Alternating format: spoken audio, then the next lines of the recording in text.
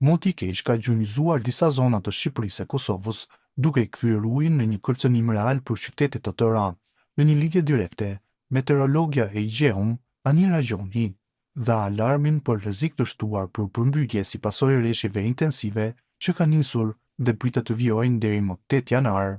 Sipas Igjeum, qarqet më të rrezikuara në Shqipëri janë Shkodra, Kuksi, Dibra, Lezhë, Durrësi, Elbasani, Vlora dhe Gjirokastra.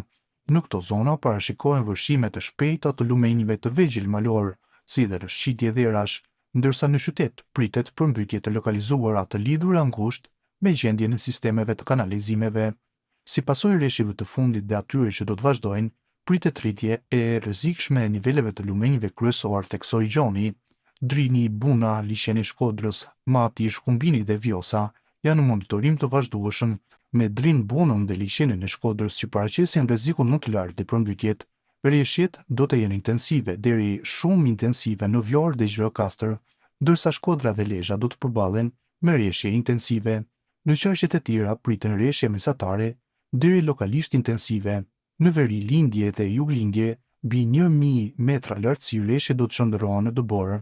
Temperaturat parashikohen nga 9 deri në 16 gradë Celsius në Bregdet dhe zonat e ulta, ndërsa 3 dhe 12 gradë Celsius në zonat malore. Situata shqetësuese nuk ndalet në kufijtë e Shqipërisë. Në lidhje direkte nga Kosova, hidrologu Bashkim Kastrati raportoi se rreshjet e ditëve të fundit kanë shkaktuar vëshime në disa qytete, kryesisht në pjesën perëndimore të vendit.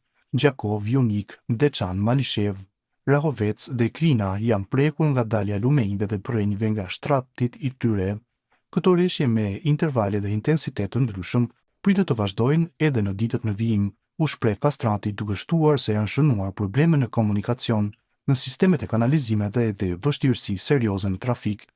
Ndërkohë, lumenjtë kryesorë të Kosovës si Ibri, Sitnica, Lepenci dhe Morava kanë shënuar ngritje të lehtë të nivelit të tyre.